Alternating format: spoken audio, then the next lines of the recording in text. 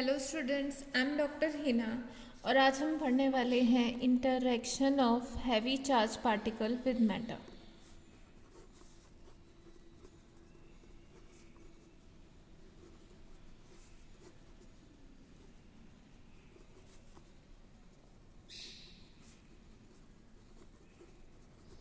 Last time हमने classify कर दिया था कि कौन कौन से charge particle heavy charge particle की कैटेगरी में आते हैं।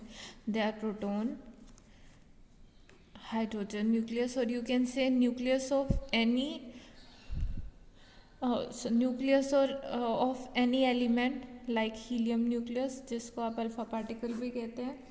अल्फा पार्टिकल की प्रॉपर्टीज़ आप पहले ही कर चुके हैं। न्यूट्रॉन भी इसी कैटेगरी में आता है। और इंटरैक्शन की अगर हम बात करें, जब हैवी चार्ज पार्टिकल मैटर के थ्रू पास करते हैं तो सबसे पहले ये देखिए, इन जनरल ये मैटर में एटम्स होते हैं, एटम में न्यूक्लियस है, न्यूक्लियस के सराउंडिंग आपके इलेक्ट्रॉन्स। सो इन जनरल जब ये मैटर के थ्रू पास होते हैं then they will either ionise हो जाएगा, तो यहाँ पे सपोज कीजिए ये इलेक्ट्रॉन्स है, so there will be a vacancy, ये वैकेंसी क्रिएट हो जाएगी यहाँ पे। सो जब ये मैटर के थ्रू आयनाइजिंग रेडिएशन पास करती हैं, यहाँ वैकेंसी क्रिएट होगी, इसको इधर आयनाइज कर देती है और एक्साइटेड मटेरियल इलेक्ट्रॉन को या तो आयनाइज करती हैं या एक्साइट करती है। जब एटम आयनाइज हो गया उसका मतलब क्या है कि एक इलेक्ट्रॉन अलग हो गया और आपके पास पॉजिटिव आयन बचा। अब क्योंकि इस इंटरेक्शन के थ्रू जो रेडिएशन एनर्जी ट्रांसफ़र की है वो शेयर हो जाएगी इलेक्ट्रॉन में और पॉजिटिव आयन में, and mass of positive ion is much much greater than mass of electron, और you can say this positive ion is quite heavier. उस वजह से जो almost amount of energy is transfer to that of electron carry almost all of the energy. So इसीलिए जब हम यहाँ interaction अब डिस्कस करेंगे, इंटरेक्शन में ये चाहे आपका कोलिजन इलास्टिक हो या फिर इनइलास्टिक हो, जो एनर्जी ट्रांसफ़र होती है वो मोस्टली इलेक्ट्रॉन के पास होती है, क्योंकि पॉजिटिव आयन का साइज़ बहुत हैवी है, उसके पास एनर्जी बहुत कम रहती है। इन जनरल अगर आप इंटरेक्शन मैकेनिज्म की बात करें तो ये 4 तरह का होता है, 1 2 3 4। The first one is elastic with atomic electron, second one is inelastic with atomic electrons, elastic with nucleus, and inelastic with nucleus। अब इलास्टिक और इनइलास्टिक कोलिजन क्या होते हैं? इलास्टिक कोलिजन वो होते हैं जिनमें काइनेटिक एनर्जी कंजर्व रहती है, इनइलास्टिक कोलिजन में काइनेटिक एनर्जी कंजर्व नहीं रहती। सो अगर हम बात करें इनकी प्रोबेबिलिटी, इलास्टिक कोलिजन और की प्रोबेबिलिटी नेग्लिजिबल है इन दोनों की, इनके कंपैरिजन, और एनर्जी लॉस हम इस केस में डिस्कस ही नहीं करेंगे।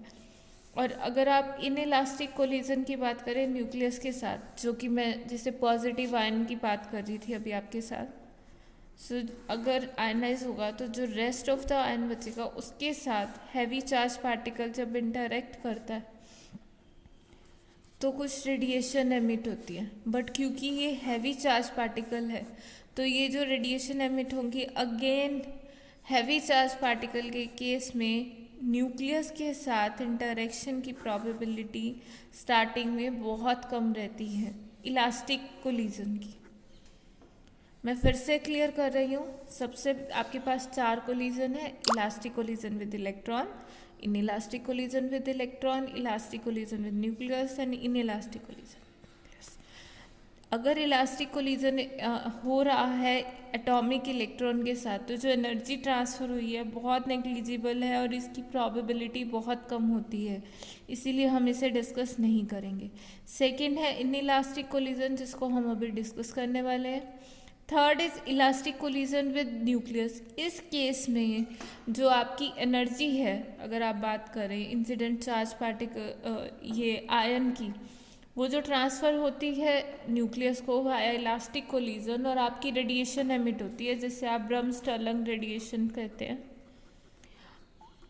बट हैवी चार्ज पार्टिकल के केस में, क्योंकि उसका मास बहुत ज़्यादा होता है, ये नेग्लिजिबल होता है elastic collision with nucleus.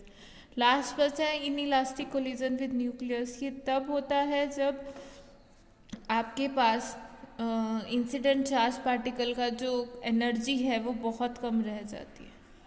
Energy is very small. धीरे धीरे इंसिडेंट चार्ज पार्टिकल, मैंने लास्ट लेक्चर में भी बताया था, जैसे जैसे इंटरेक्शन होती जाएगी वो अपनी एनर्जी लूज़ करता जाएगा। जब उसकी एनर्जी हाई है, एमईवी रेंज में है, तब तो सबसे ज़्यादा प्रोबेबिलिटी रहती है in elastic collision with electron. तो वो अपनी एनर्जी इस मीडियम से लूज़ करता है। अगर उसकी एनर्जी इससे भी ज़्यादा रेंज में है तो ये इलास्टिक कोलिजन और ये प्रेफर आते हैं। अब जैसे जैसे एनर्जी कम होती जाएगी और वो केवी रेंज में आएगी तो वो इन इलास्टिक कोलिजन करेगा न्यूक्लियस के साथ।